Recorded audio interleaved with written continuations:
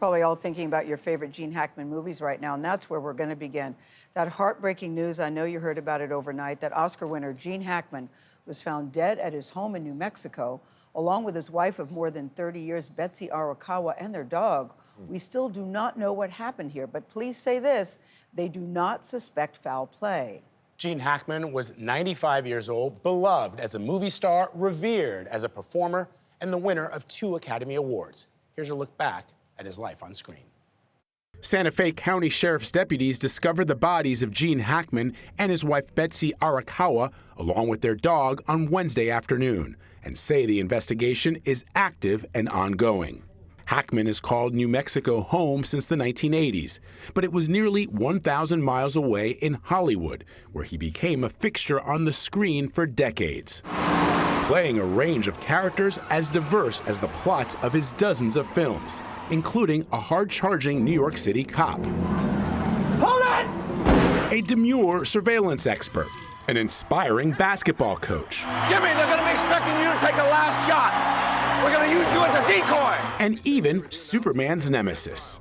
Who is it, Superman?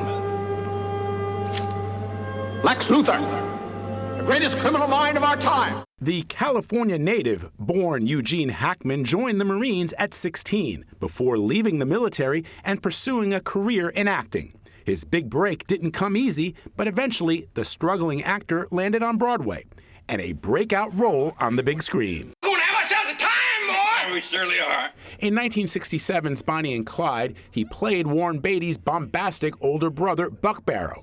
It landed him his first Best Supporting Oscar nomination, and from there, Gene Hackman became one of Hollywood's most sought-after and hard-working actors.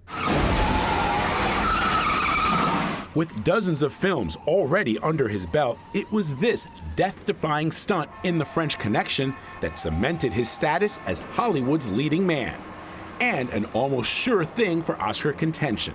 His role as Jimmy Popeye Doyle was his first Academy Award.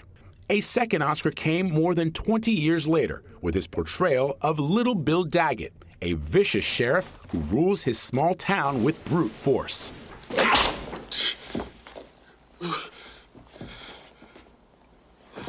including runs as a right-wing senator forced to dress in drag in the 1996 film The Birdcage. Hackman left Hollywood in 2004, making his final film appearance in the political satire Welcome to Mooseport. Martha Teichner sat down with the actor at his New Mexico home for CBS Sunday Morning in 2000. One could say, you know, that I achieved some manner of success, but I feel that in some ways that my efforts at being an actor are so all instinctive, and that I hadn't really maybe paid my dues in terms of my contribution to the firmament. I think you summed it up well, Gayle, when you said that we woke up this morning all thinking about our favorite Gene Hackman films, our favorite Gene Hackman roles, because everybody of almost every generation can point to a film that was iconic because of his performance. He was really an incredible actor.